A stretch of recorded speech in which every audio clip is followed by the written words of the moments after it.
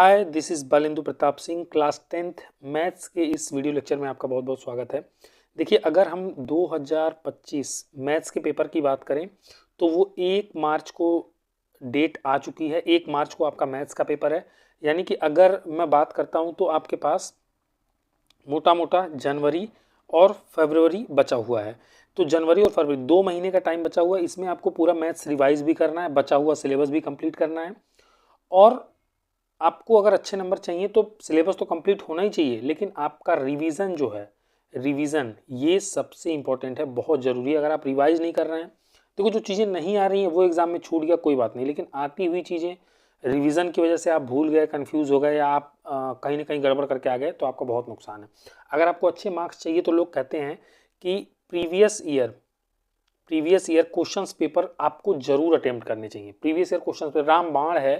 Previous year question paper अगर आप attempt करते हो तो आपको मैक्सिमम सवाल जो पिछले वर्षों में पूछे गए हैं वो आपके पेपर में देखने को मिलते हैं छपे छपाए।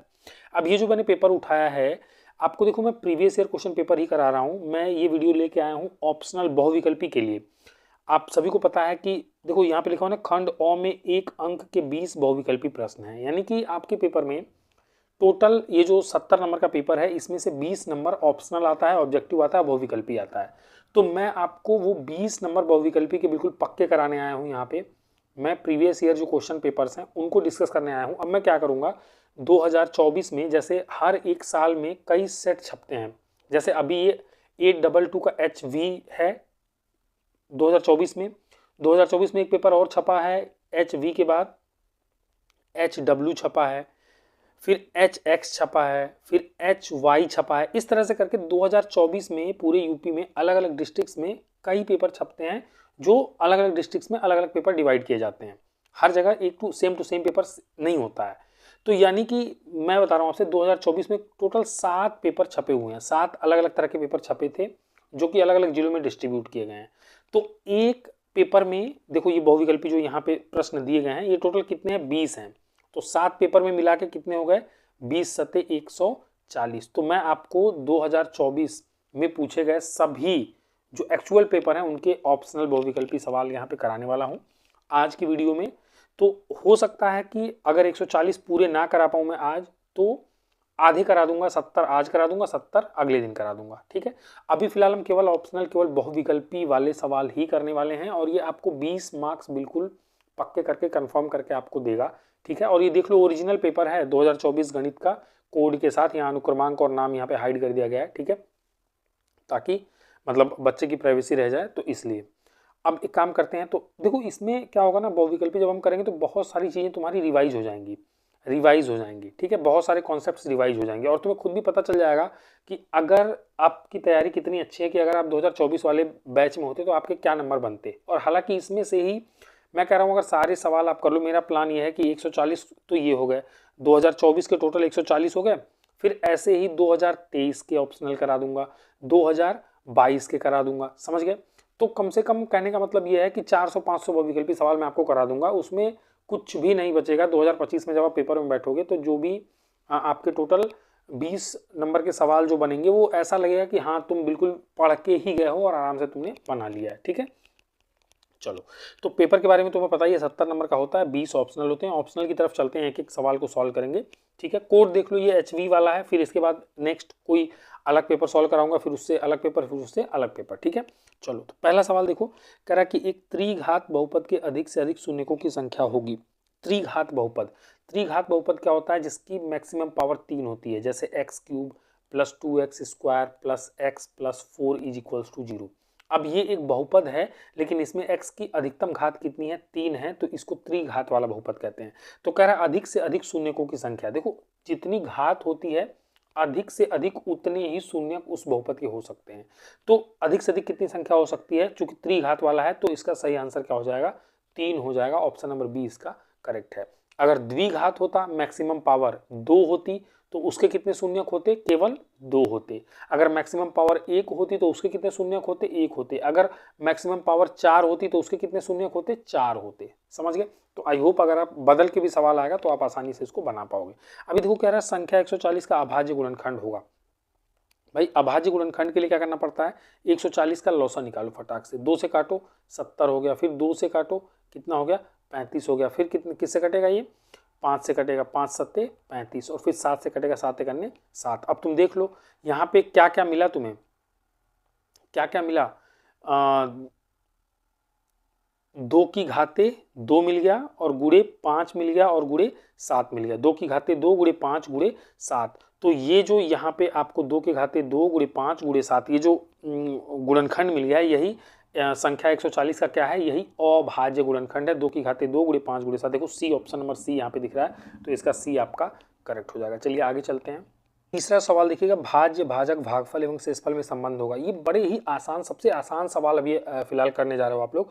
देखो इसमें अगर ये आपको नहीं भी याद है ना तो सिंपल समझो ना, जैसे 9 में अगर 2 से भाग देना हो तो क्या करते हो, 2 चौके 8 और यहाँ पे 1। अब तुम कहते हो 1 तो शेष है, 4 यहाँ पे क्या है भाग फल है, और ये देखो जिससे भाग देते हैं ना इसको कहते हैं भाजक, भाजक जिससे भाग देते हैं, और जिसमें भाग देते हैं इसको कहा जाता है भाज्य, इसको क्या कहा जाता है भाज्य। अब तुमने ये तो पढ़ा ही होगा कि जैसे वो यूपी बोर्ड में बच्चों को सिखाते हैं स्कूल में कि एक बार क्रॉस चेक कर लो भाग सही है कि नहीं, तो कैसे क्रॉस चेक करते हैं कि 4 का गुणा 2 में करते हैं और शेषफल जोड़ देते हैं तो बीच वाला आना चाहिए, 4 दूना 8 और 1 9, ये बीच वाला आना चाहिए, समझ गए। तो यानी कि भागफल में भाजक का गुणा करेंगे, भाजक और गुणे भागफल, ठीक है, और प्लस उसमें शेष जोड़ देंगे तो किसके बराबर हो जाना चाहिए, भाज्य के बराबर हो जाना चाहिए। तो अब मिला लो भाज्य बराबर, जहां भी भाज्य बराबर, देखो पहला लिखा हुआ भाज्य बराबर शेषफल गुणे भागफल गलत है, यहाँ देखो भाज्य बराबर भाजक गुणे भागफल और प्लस शेषफल लिखा हुआ, तो ऑप्शन नंबर सी इसका क्या हो जाएगा करेक्ट आंसर हो जाएगा। यहां से ये इजी मेथड है, बस इतना याद होना चाहिए कि जिससे भाग देते हैं वो भाजक है, जिसमें भाग देते हैं वो भाज्य है, और बाकी भागफल और शेषफल में तो कन्फ्यूजन है ही नहीं। अब तुम्हें पता है कि भागफल में भाज्य से गुणा करके शेषफल को जोड़ोगे तो भाज्य आना चाहिए, ठीक है। तो वो चीज यहाँ पे ऑप्शन नंबर सी में आपको सही होती दिखाई दे रही होगी। चलो रैखिक, चौथे पे चलते हैं। रैखिक समीकरण x + 2y + 5 = 0 तथा ये एक और रैखिक समीकरण दिया हुआ कि युग्म का हल होगा। रैखिक क्यों है भाई, ये रैखिक समीकरण क्यों है, क्योंकि x पे और y पे मैक्सिमम पावर 1 है, ठीक है। अब कह रहा है कि इनके युग्म का हल होगा। अब तुम्हें ये बताना है कि इसका अद्वितीय हल होगा कि 2 हल होगा कि अपरिमित रूप से अनेक हल होंगे कि उपर्युक्त में से कोई नहीं। तो आप सभी ने पढ़ा होगा कि वो अगर 2 आपको रैखिक समीकरण दिए हुए हैं, a1x + b1y + c1 = 0 और a2x + b2y + c2 = 0, अगर ये दिए हुए हैं तो आपको क्या करना पड़ता है, a1/a2 और b1/b2 और c1/c2 निकालना होता है। अगर ये तीनों आपस में बराबर होते हैं तो अनेक हल होता है, अगर a1/a2 और b1/b2 बराबर है लेकिन c1/c2 बराबर नहीं है तो कोई भी हल नहीं होता है, क्योंकि समांतर रेखाएं होती हैं। और अगर a1/a2 बराबर नहीं है b1/b2 के तो अद्वितीय हल होता है। तो यहाँ पे निकाल लो फटाफट से, देखो x का गुणांक कुछ नहीं है तो 1 है, कुछ नहीं है तो 1 है, और बटे यहाँ पे x का गुणांक कुछ नहीं है, नहीं -3 दिया हुआ है तो -3 हो जाएगा। यहाँ y का गुणांक 2 है और बटे में क्या करोगे, यहाँ पे y का गुणांक -6 है तो यहाँ पे लिख दोगे -6। अब तुम देख लो ये 2 1 करने 2 2 तिक्का 6, -1/3 -1/3 यानी कि a1/a2 बराबर b1/b2 हो गया। अब c1/c2 में देखते हैं क्या निकलता है, तो c1 की जगह पे 5 है और बटे c2 की जगह पे 1 है, तो 5/1 यानी कि 5 आ गया। यानी यहाँ दिख रहा है कि a1/a2 बराबर है b1/b2 के, लेकिन वो बराबर नहीं है c1/c2 के। तो मैंने अभी बताया ये वाला केस, इसमें समांतर रेखाएं होती हैं और समांतर रेखाएं होंगी तो वो एक दूसरे को कहीं कट नहीं करेंगे और कट नहीं करेंगी तो इनका कोई भी हल नहीं होगा। तो ये क्या कह रहा है कि अद्वितीय हल होगा, गलत है। 2 हल होंगे, गलत है। अपरिमित रूप से अनेक होंगे, उपयुक्त में से कोई नहीं। ऑप्शन नंबर डी इसका क्या होगा करेक्ट आंसर हो जाएगा, ठीक है। चलिए क्वेश्चन नंबर 5 पे चलते हैं। क्वेश्चन नंबर 5 पे चलते हैं। कह रहा समांतर श्रेणी, ये एक दिया हुआ है सार्व अंतर होगा। ये इजी है, बहुत इजी है। समांतर श्रेणी में अगर देखो कुछ भी तुमने अभी तक पढ़ा हो या ना पढ़ा हो, लेकिन अगर जब डिफरेंस पूछे ना, ये सार्व अंतर पूछे तो आपको 2 अंकों के बीच का डिफरेंस देखना है। जैसे -5 और -1 के बीच कितने का गैप है, 4 का गैप है, ठीक है। -1 और 3 के बीच कितने का गैप है, 4 का गैप है। और 3 और 7 के बीच कितने का गैप है, 4 का। हर जगह गैप कितने का है, 4 4 4 था, सार्वंतर कितना हो जाएगा इसका, 4 हो जाएगा। छठे सवाल पे चलते हैं। द्विघात समीकरण एक्स स्क्वायर विविक्तकर होगा। अब देखो विविक्तकर क्या होता है, विविक्तकर होता है बी स्क्वायर माइनस 4ac, ये तो सबने पढ़ा होगा। विविक्तकर क्या होता है, B square minus 4ac, B square minus 4ac, option number C यहाँ पे सही हो जाएगा। और देखो इससे संबंधित और भी सवाल आते हैं, क्या आता है, अगर देखो B square minus 4ac equals to 0 हुआ, रिवाइज करा दे रहा हूँ तुम्हें, द्विघात समीकरण वाले चैप्टर में तुमने पढ़ा होगा। अगर इक्वल्स टू 0 हुआ तो इसके मूल वास्तविक होंगे और बराबर होंगे, दोनों मूल एक जैसे होंगे और वास्तविक होंगे। अगर बी स्क्वायर माइनस 4ac, ये जो है बी स्क्वायर माइनस 4ac, अगर ये ग्रेटर देन 0 हुआ तो मूल वास्तविक भी होंगे और दो अलग अलग मूल निकलेंगे, क्योंकि द्विघात समीकरण है, दो अलग अलग हल निकलेंगे, ठीक है। और अगर B square minus 4ac less than 0 हो गया ना, तो फिर आपके जो मूल होते हैं वो आभासी हो जाते हैं, वो इमेजिनरी हो जाते हैं। इससे भी संबंधित सवाल पूछता है तो ये वाला जरूर रिवाइज करके जाना, ठीक है। तो फिलहाल यहाँ पे व्यक्त कर B square minus 4ac, option number C सही है।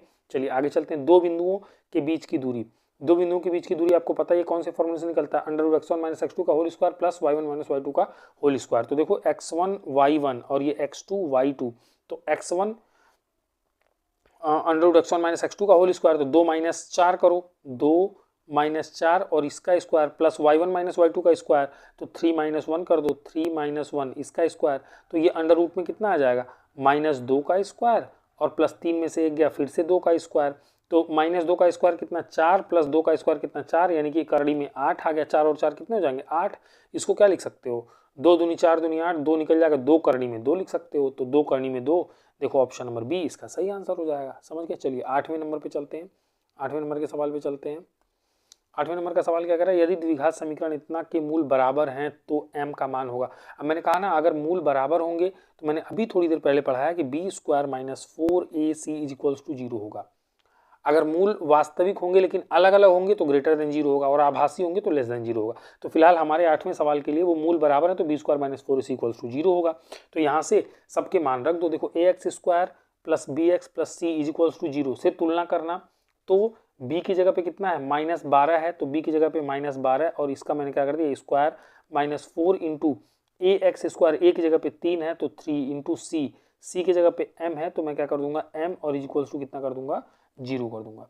अरे बात समझ में, m का मान निकालना है, इसको हल कर लो तो निकल जाएगा। 12 का स्क्वायर कितना होता है 144, माइनस का प्लस हो जाएगा ना अपने आप, और माइनस 4 तिक्का 12, m बराबर कितना हो गया 0, बराबर कितना हो गया 0। और यहाँ से 144 बराबर कितना हो जाएगा 12m, यहाँ से m बराबर कितना हो जाएगा 144 बटे 12, 144 बटे 12, तो 12 बार हम 144 होता काटोगे तो 12 बार में कट जाएगा, तो m का मान कितना आ जाएगा 12 आ जाएगा। ऑप्शन देखो है कोई, ऑप्शन देखो m बराबर 12 है कोई, ये रहा m बराबर 12, तो आंसर कितना हो जाएगा 12 हो जाएगा। चलिए 9वें सवाल पे चलते हैं। कह रहा है एक समबाहु त्रिभुज ABC की भुजाएं 2a हैं, उसके प्रत्येक शीर्ष लंब की लंबाई होगी। अब देखो ये अच्छा सवाल है। तो एक त्रिभुज है, समबाहु है, समबाहु यानी कि सब इसको इसकी तीनों भुजाएं बराबर होंगी, और वो कितनी है 2a, तो लिख दो ना 2a 2a 2a, और फिर क्या है उसके प्रत्येक शीर्ष लंब की लंबाई, प्रत्येक शीर्ष लंब यानी कि ये इस वाले शीर्ष से सामने वाली भुजा पे एक लंब डाल दो, तो यानी कि 90 अंश पे शीर्ष लंब है तो पक्का 90 डिग्री बनाएगा। 90 डिग्री बनाएगा ना, तो तुम्हें याद होना चाहिए ये बात कि अगर ये 2a है और शीर्ष लंब डालोगे तो ये सामने वाली भुजा को बिल्कुल आधा आधा कर देता है, तो यानी कि आधा आधा कर देगा, तो आधा ये a हो जाएगा और आधा ये a हो जाएगा, ठीक है। और यहाँ पे ध्यान से अगर देखो तो ये वाला एक जो है समकोण त्रिभुज जैसा दिखेगा तुमको, जिसका कोण 2a है, आधार a है, तो लंब कैसे निकलेगा, लंब निकलेगा भाई तुम्हें तो ये पता ना कर्ण का वर्ग बराबर लंब का वर्ग धन आधार का वर्ग, तो कर्ण का वर्ग यानी कि 2a का वर्ग बराबर लंब का वर्ग, वो तुम्हें निकालना है, और धन आधार का वर्ग यानी a स्क्वायर कर दो, ठीक है। ये x स्क्वायर, तो अब 2a स्क्वायर में क्या हो जाएगा 4a स्क्वायर, a स्क्वायर को इधर लाओ तो माइनस a स्क्वायर बराबर कितना हो जाएगा x स्क्वायर, 4 में से एक गया 3a स्क्वायर बराबर कितना हो जाएगा x स्क्वायर, तो x बराबर करड़ी में 3 और a का स्क्वायर का वर्गमूल a हो जाएगा करड़ी में 3a, x बराबर कितना आ जाएगा करड़ी में 3a। और वैसे ही इस वाले शीर्ष से लंब डालोगे, सेम वही कहानी बनेगी, यहाँ पे a बनेगा, ये कर्ण बनेगा, सेम वही कर्ण का वर्ग बराबर लंब का वर्ग धनाधार का वर्ग, ऐसे ही यहाँ से डालोगे तो यानी कि तीनों को जब निकालोगे, तीनों का शीर्ष लंब, तो वो अपने आप कितना आएगा, करड़ी में 3 ए आएगा। तो ए करड़ी में 3, ऑप्शन नंबर सी इसका जो है सही जवाब हो जाएगा। आगे चलते हैं सवाल नंबर 10। तो ये एक काम करते हैं, ये देख लेते हैं 10वां सवाल अपन बना रहे थे। 10वां सवाल, इसमें क्या है, वर्ग अंतराल और बारंबारता दिया हुआ, माध्य पूछ रहा है आपसे, माध्य निकालने को बोल रहा है। अब देखो, अगर तुम लोगों को याद होगा ना, थोड़ा बहुत भी अगर तुमने ये चैप्टर पढ़ा होगा, तो माध्य कैसे निकलता है वो जरा समझ लो। माध्य इस तरह से, अगर वर्ग अंतराल और बारंबारता दी हो ना, तो माध्य जो निकालने का तरीका है वो है समेशन एफ आई एक्स आई बटे समेशन एफ आई बटे समेशन एफ आई। मतलब अगर देखो, ये माध्य निकालने का ये फॉर्मूला है। अगर ये फॉर्मूला तुमको नहीं भी मतलब ऐसे याद करने में मुश्किल आ रही है ना, देखो निकालते कैसे हैं उसको जरा समझना। वर्ग अंतराल मतलब एक तो ऐसी सारणी बनानी पड़ेगी तुम्हें। एक नए पेज पे बना दूं, ये चलो इसी पे बना देता हूँ, दूसरे कलर से बना देता हूँ ताकि दिखाई दे। एक तो तुम्हें सारणी बनानी है, ठीक है, एक सारणी बनानी है। इस तरह से एक सारणी बनाओगे, इसमें इस सारणी में यहाँ पे देखो ऐसे ये कॉलम बनेंगे। यहाँ पे वर्ग अंतराल, ये जो वर्ग अंतराल है इसमें लिख दो, जैसे क्या क्या है, 1 से 3 है, 1 से 3, फिर 3 से 5, फिर क्या है 5 से 7, फिर क्या है 7 से 9, फिर क्या है 9 से 11, ठीक है। और बारंबारता दी हुई है कितनी, 3 2 4 2 3, है ना। ये जो बारंबारता दी हुई है ना, इसको फ्रीक्वेंसी कहते हैं, यही एफ आई है, समझ गए। और एक्स आई निकालने के लिए क्या करना पड़ता है, वर्ग अंतराल को जोड़ के आधा करना पड़ता है। मतलब 3 1 4 का आधा कितना, 2 लिख दो यहाँ पे। 5 और 3 8, 8 का आधा कितना, 8 का आधा 4 लिख दो यहाँ पे। यहाँ पे 7 5 12, 12 का आधा यहाँ पे 6 लिख दो। 9 7 16, 16 का आधा 8 लिख दो। और 11 और 9 20, 20 का आधा कितना होता है, 10 लिख दो। समझ गए, ये एक्स आई होता है। तो ये फ्रीक्वेंसी, बारंबारता, और ये एक्स आई वर्ग अंतराल को जोड़ के आधा। और यहाँ पे तुम क्या करो ना, डायरेक्टली एफ आई एक्स आई निकाल दो यहाँ पे। तो दोनों का गुणा कर दो, 3 दूनी कितना 6, 4 दूनी कितना 8, 6 चौके कितना 24, 8 दूना 16 और 10 तिक्का 30। अब समेशन का मतलब होता है योग, समेशन का मतलब होता है योग। तो एक काम करो, इस वाले एफ आई एक्स आई को पूरा जोड़ के बताओ कितना होगा, और एफ आई नीचे देखो समेशन एफ आई, मतलब इन सबको भी जोड़ के बताओ कितना होगा। तो जोड़ लेते हैं एक बार जल्दी से। देखो मैं डायरेक्टली जोड़ रहा हूँ, अगर तुम मतलब नहीं जोड़ पा रहे हो तो आराम से तुम जोड़ लेना, मैं जल्दी में जोड़ देता हूँ। जैसे 24 और 16 कितना होता है, 20 10 30 40 हो गया। 40 और 30 70, 70 और 8 78, 78 और 6 78 और 6 84 हो गया। ये कितना आ गया, ये आ गया यहाँ पे 84। और इसको जोड़ दो कितना हो जाएगा, 3 2 5 4 9 9 2 11 11 3 11 3 14 हो गया, ठीक है। तो माध्य कैसे निकलेगा, माध्य बराबर अभी ऊपर पढ़ाया है ये वाला समेशन, यानी कि 84 और बटे ये 14। तो 14 करने 14, 14 छक्का 84, तो 6 आ गया। यानी कि हमारा सही आंसर क्या होगा, 6 होगा। देखो ऑप्शन में कहीं है, हाँ डी है, ऑप्शन नंबर डी 6। तो इसका माध्य का सही आंसर क्या आ जाएगा, 6 आ जाएगा। आई होप आपको समझ में आया होगा। चलिए नेक्स्ट क्वेश्चन 11 नंबर पे चलते हैं। Sine 27 degree upon cos 63 degree का मान निकालना है, देख लेते हैं। तो 11वें सवाल पे थे। अगर ये ऐसा सवाल आपके ऑप्शनल में आ जाना तो समझ लो मजे ही मजे हैं आपके, बहुत ईजी है। तो साइन 27 अपॉन कॉस 63, इसमें क्या करना है आपको, साइन 27 डिग्री और बटे कॉस का 63 डिग्री निकालना है। तो इसको ऐसे लिख दो, साइन 27 को क्या लिख सकते हो, 90 माइनस 63 लिख सकते हो। 90 माइनस 63, बात तो वही है 27, मैंने ऐसे लिख दिया इसको साइन, और अपॉन में कॉस 63 डिग्री मैंने रहने दिया। अब sine 90 minus theta, cos theta होता है कॉस 63 डिग्री ऊपर हो जाएगा, और बट्टे में क्या था, कॉस 63 डिग्री था ही, दोनों एक जैसे हैं, कट के कितना हो जाएगा, 1 हो जाएगा। तो इसका सही आंसर क्या हो जाएगा, इसका सही आंसर हो जाएगा 1, ऑप्शन नंबर ए इसका सही है। चलिए आगे चलते हैं अब सवाल नंबर 12 पे। 12वां देखो क्या है, यदि कॉस ए बराबर कर्ण में 3/2, कर्ण में 3/2 हो तो साइन 2a का मान होगा। इसको ना बहुविकल्पी है तो मैं ज़्यादा कॉम्प्लिकेट नहीं करूँगा, एकदम ईजी तरीका बताता हूँ। देखो कॉस, तुमने ये पढ़ा होगा कि कॉस 30 कितना होगा, कॉस 30 होगा √3/2। ये वाला अगर तुम्हें याद है ना वैल्यू, तो यहाँ से सिंपली इसका काम तमाम कर दो ना। कॉस ए बराबर कर्ण में 3/2 दिया है, कॉस ए बराबर कर्ण में 3/2, ए की जगह पे 30 डिग्री दिख रहा है, ए 30 डिग्री है तो 2a कितना हो जाएगा, 2a कितना हो जाएगा, 2 गुणे 30 यानी कि 60 डिग्री हो जाएगा। 60 डिग्री हो जाएगा तो ये साइन 60 हो गया एक तरह से, साइन 2a का मतलब साइन 60, साइन 60 कर्ण में 3/2 होता है। तो इसका आंसर क्या हो जाएगा, डी सही हो जाएगा। सिंपल ऐसे 1 सेकंड में निकालो, ठीक है। अब ये 1+tan² अपॉन 1+cot² का मान होगा, इसको भी सिंपल मेथड से बताऊं मैं, 1+tan² sec² होता है अपॉन 1+cot² कोसेक COSEC कोसेक² होता है। अब sec² को तुम चाहो तो 1/cos² लिख सकते हो और बटे cosec² को 1/sin² लिख सकते हो। तो 1/cos² रहने दो, भाग को गुणे में बदलो, sin² अपॉन 1 कर दो, तो sin² ऊपर हो गया, cos² नीचे होगा, sin अपॉन cos tan होता है, तो ये हो जाएगा tan²। यहाँ पे देख लो tan² है ऑप्शन में, ऑप्शन नंबर डी वहां पे है, ऑप्शन नंबर डी tan², तो इसका सही आंसर क्या हो जाएगा, ऑप्शन नंबर डी हो जाएगा। समझ गए? इस तरह से सवाल को ऐसे मतलब ऐसे हल्के में उड़ा दिया करो, समझ गए? अब जैसे ये है, देखो ट्रिग्नोमेट्री के सारे सवाल है, त्रिकोणमिति से बहुविकल्पी में 3-4 सवाल हो गए इस वाले पेपर में, ठीक है, बहुत सारे आ रहे हैं त्रिकोणमिति से। sin 2a बराबर 2 sin a कह रहा है कि सत्य होगा जब a बराबर है, कि a के किस मान के लिए बराबर हो जाएंगे, तो करके देख लो।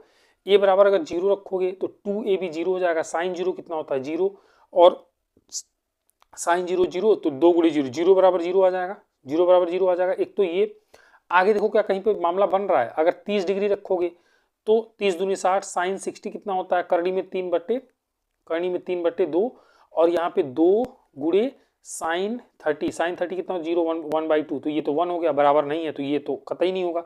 ऐसे 45 रखोगे तो 45 दूनी कितना हो जाएगा 90, sin 90 कितना होता है 1, और sin 45 कितना होता है 0 1/2, 1/√2 हो जाएगा, तो 2 × 1/√2, तो ये भी नहीं होगा। समझ गए?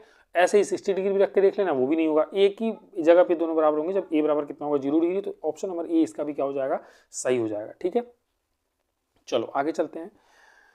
अच्छा, कह रहा है 22 सेंटीमीटर परिधि वाले एक वृत्त के चतुर्थांश का क्षेत्रफल होगा। देखो ये मतलब 22 सेंटीमीटर परिधि है, परिधि, ठीक है, परिधि मतलब ये 2πr होता है परिधि, ये है परिधि 2πr वाले एक वृत्त के चतुर्थांश का क्षेत्रफल होगा। देखो परिधि है ना, और वो बराबर कितना होता है मुझे पता है 2πr होता है, और वो कितना दिया हुआ है 22 दिया हुआ है, कितना दिया हुआ है 22 दिया हुआ है, ठीक है। और क्षेत्रफल क्या होता है πr² होता है, क्षेत्रफल क्या होता है πr² होता है, ठीक है, πr², और मुझे उसमें भी चतुर्थांश मतलब चौथे अंश का क्षेत्रफल यानी पूरे क्षेत्रफल का बटे 4, तो πr² बटे 4 हो जाएगा। हालांकि अब मुझे ये देखना है कि 22 सेंटीमीटर परिधि जिसकी है उस वाले वृत्त का क्षेत्रफल क्या होगा, तो मुझे यहाँ से r का मान निकालना पड़ेगा। r बराबर क्या आ जाएगा 22/2π आ जाएगा, 2 से 22 कटेगा तो 11/π आ जाएगा, 11/π आ जाएगा। तो मैं r की जगह पे 11/π रखने जा रहा हूँ, ध्यान से देखना ये कितना हो जाएगा, पाई तो है ही, और गुणे r की जगह पे मैंने रख दिया 11/π, और इसका मैंने कर दिया स्क्वायर, और बटे में कितना है 4, ठीक है। देखो एक पाई से एक पाई तो कट जाएगा, तो 11 का स्क्वायर 121/1π बच रहा है, और उसके बटे में 4 बच रहा है, यानी कि 4 को नीचे कर दो, इस तरह से लिख सकते हो। पाई का मान रख दो 22/7, तो यहाँ पे रख दो 22, और जो 7 है वो ऊपर चला जाएगा। अब इसको थोड़ा हल कर लो, तो देखो कुछ मामला बन रहा है, 11 दूनी 22, 11 में 121 होता है, तो 11 सतह कितना हो गया 77/4 दूनी कितना हो गया 8, 77/8 सेंटीमीटर स्क्वायर। देखो इसमें कहीं है, ये रहा, ऑप्शन नंबर सी आपका क्या हो जाएगा, सही आंसर हो जाएगा। ठीक है, आई होप आपको समझ में आया होगा। चलिए आगे चलते हैं 16 नंबर वाले सवाल पे, देखिएगा। तो 16वां में कह रहा है कैप्सूल संयोजन है। अब कैप्सूल तो तुम लोगों ने दवाई तो खाई होगी, कैप्सूल तो देखा होगा, ऐसे होता है कैप्सूल, यहाँ से भी ऐसे गोल हो जाता है, यहाँ से भी ऐसे गोल हो जाता है। तो इसमें यहाँ से अगर देखोगे तो एक ऐसे थोड़ा सा कुछ जोड़ सा दिखाई देता है, यहाँ पे भी जोड़ सा दिखाई देता है। तो ये एक तरह से ये जो तुम्हें दिख रहा है ना, ये एक तरह से बेलन हो गया, और ये ऊपर ये जो ये वाले हिस्से दिखाई दे रहे हैं ये अर्धगोले हो गए, यानी कि एक बेलन और 2 अर्धगोलों को मिला दोगे तो कैप्सूल बन जाएगा। तो वही पूछ रहा है कैप्सूल किसका संयोजन है, तो एक बेलन और 2 अर्धगोलों का, ऑप्शन नंबर बी यहाँ से आपका क्या हो जाएगा, सही। सवाल देख लीजिएगा, कह रहा है यदि कुछ आंकड़ों का माध्य तथा बहुलक क्रमशः 32 तथा 35 है तो उनका माध्यक होगा। अब देखो ये तो फॉर्मूला बेस है, ये तभी निकलेगा जब तुम्हें माध्यक और बहुलक में संबंध पता होगा। अब जैसे एक फॉर्मूला ये वाला तुम्हें ध्यान होना चाहिए कि जो माध्य है माइनस बहुलक, माध्य माइनस बहुलक बराबर होता है 3 गुणे माध्य माइनस माध्यिका के, माध्य माइनस माध्यिका के, माध्य माइनस माध्यिका के, 3 गुणे माध्य माइनस माध्यिका के। अगर ये फॉर्मूला तुम्हें पता है ना कि माध्य माइनस बहुलक जो है वो 3 गुणे माध्य माइनस माध्यिका होता है, तो आराम से देखो माध्य 32 है और बहुलक 35 है, मान रख दो माध्य कितना है 32 है माध्य और बहुलक कितना है 35 है, बराबर 3 गुणे माध्य कितना है 32 है और माइनस माध्यिका मान लो x मान लो, तो हमें माध्यिका निकालनी है, वही अगर हम निकाल देंगे तो हमारा जवाब, हमारा काम बन जाएगा। ठीक है, ठीक है, ध्यान से देखना, यानी कि यहाँ पे क्या बनेगा, देखो 32 माइनस 35 कितना हो गया -3, ठीक है, और बराबर 32 गुणे 3 कर दो, 3 दूने 6, 3 त्रिक 9 96 और -3x हो गया। ठीक है, अब 96 को लेफ्ट साइड भेज दो तो -3 और -96 बराबर -3x हो जाएगा। अब 96 और 3 कितना हो जाएगा 99, -99 बराबर -3x हो जाएगा, माइनस से माइनस कट जाएगा और 99 3 को बाएं साइड लाओ तो बटे में काट दो तो 3 त्रिक 9 x बराबर आ गया 33, यानी माध्यिका कितना आ गया 33, यानी कि इसका सही जवाब कितना हो जाएगा 33। कहाँ गया 33, ऑप्शन नंबर डी इसका सही जवाब हो जाएगा। ठीक है, तो देखो ये मतलब अब अगर हम लोग ये पेपर कर रहे हैं लगा रहे हैं तो तुम लोग देख रहे हो कि इसमें कितनी सारी चीजें रिवाइज हो जा रही हैं, कितनी सारी चीजें रिवाइज हो जा रही हैं। अब ये फॉर्मूला रिवाइज हो गया कि माध्य माइनस बहुलक बराबर होता है 3 गुणे माध्य माइनस माध्यिका के।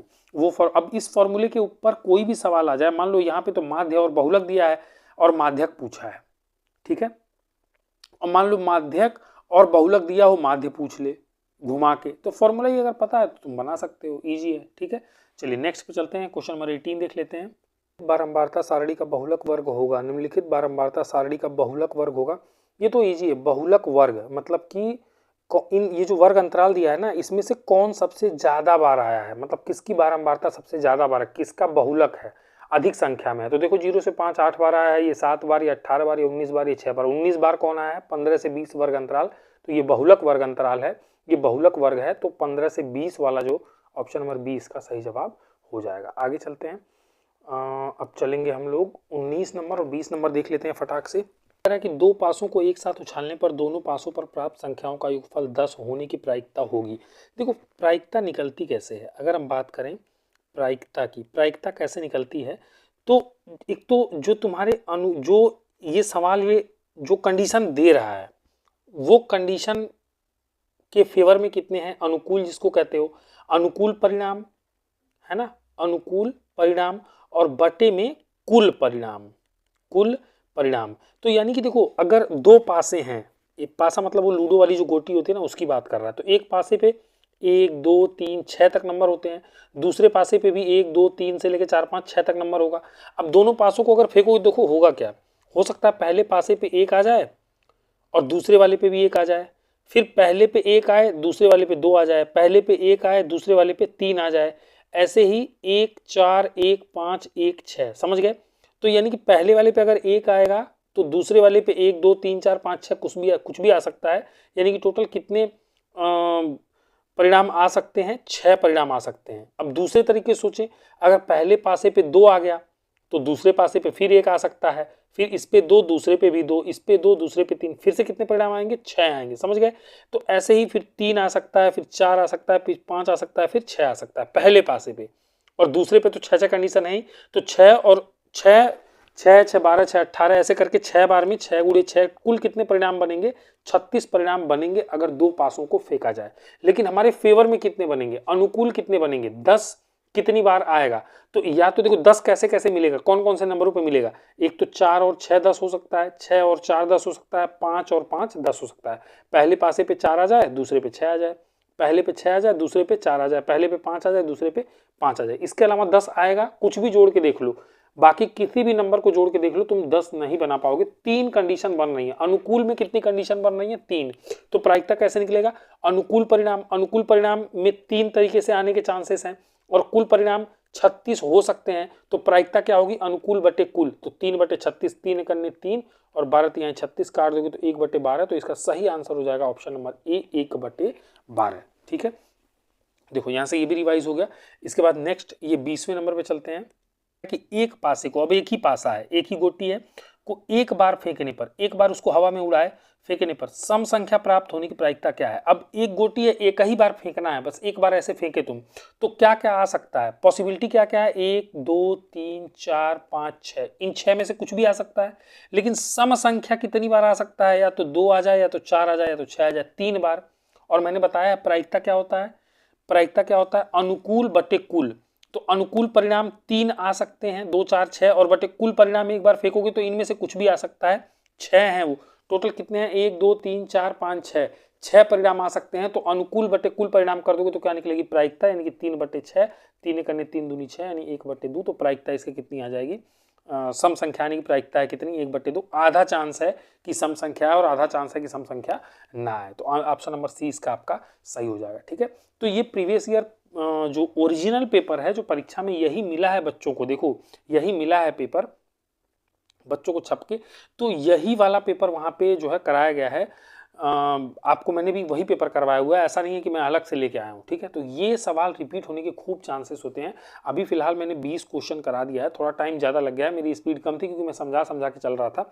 ठीक है, और ये 2024 वाला पेपर था। ये कौन सा पेपर था, मैंने आपको बताया अभी, ये 2000, देखो यहाँ पे ये 2024 वाला गणित का पेपर था, जिसमें से ये एक सेट मैंने करा दिया 20 बहुविकल्पी। अब अगले सेट का 20 बहुविकल्पी मैं अगली वीडियो में करा दूंगा, जो कि जल्दी ही आ जाएगी। तो अगर आपको ये सारे के सारे मतलब 300-400 सवाल अगर ऐसे ही रिवाइज करने हैं, प्रैक्टिस करने हैं, और आपको 20 में से 20 लाना है, तो आप जो है ये देख रहे हो ना, ये तो अब आगे बढ़ोगे तो 2-2 नंबर वाले भी सवाल आ गए। देखो अब अगर एक सवाल मैंने जो माध्यिका वाला कराया है, यहाँ पे माध्यिका वाला, ये वाला कौन सा दिखाता हूँ, एक सेकंड रुक जाओ। माध्यिका वाला, ये देखो ये वाला सवाल कराया है, बाउल नहीं, ये वाला नहीं, माध्यिका वाला, माध्यिका वाला कहाँ गया, ये वाला माध्य होगा, माध्य निकलवाया है ना, अभी तरीका बताया था मैंने। और यहाँ पे देख लो तुम, यहाँ पे देख लो, वही माध्य है, वहां भी निकालने के लिए बोल रहा है, सेम सवाल है और उसी विधि से लग जाएगा और तुमको 2 नंबर मिल जाएंगे। तो देखो रिवाइज करने का कितना फायदा हुआ। ये देखो ये द्विघात समीकरण है, एक मूल कह रहा है 2 है, तो पी का मान ज्ञात कीजिए। ये सब बहुत आसान सवाल हैं। ठीक है, और बहुविकल्पी में से भी बहुत सारे यहाँ पे मैच कर रहे हैं। ठीक है, तो वो आप 1-1 नंबर के कर रहे हो तो 2-2 नंबर के भी कहीं कहीं तैयार हो जा रहे हैं, और ये रिवाइज आपको जरूर करना चाहिए। तो मैं आपसे यही कह रहा था कि चैनल को सब्सक्राइब तो कर ही लो। देखो लाइक जरूर कर देना, सेशन को लाइक जरूर कर देना। ठीक है, और आपको चैनल को सब्सक्राइब तो करना ही करना है। ठीक है, सब्सक्राइब कर लो, दोस्तों में शेयर कर दो, और बाकी नेक्स्ट वीडियो के लिए वेट करो, जल्दी ही मैं करूँगा। और साइंस का भी मैं लेके आ रहा हूँ, मैं इसी के बाद साइंस का भी लेके आ रहा हूँ। टॉप जो है 20 क्वेश्चंस, जो कि बहुविकल्पी 70 में से 20 जो होते हैं, वो मैं ऐसे ही 20-20 क्वेश्चन के 200-300 सवाल वहाँ भी कराने वाला हूँ। तो वो अगर आप कर लोगे तो 20 नंबर आपके ऑब्जेक्टिव विज्ञान में भी तैयार हो जाएंगे। तो विज्ञान के लिए भी और गणित के लिए भी इस चैनल को सब्सक्राइब करके दोस्तों में खूब शेयर करो। वीडियो जितनी मतलब पॉपुलरिटी मिलेगी तो उतनी ही मन से मैं थोड़ा सा आपको पढ़ा पाऊंगा। आज के लिए इतने रखते हैं। Thank you for watching.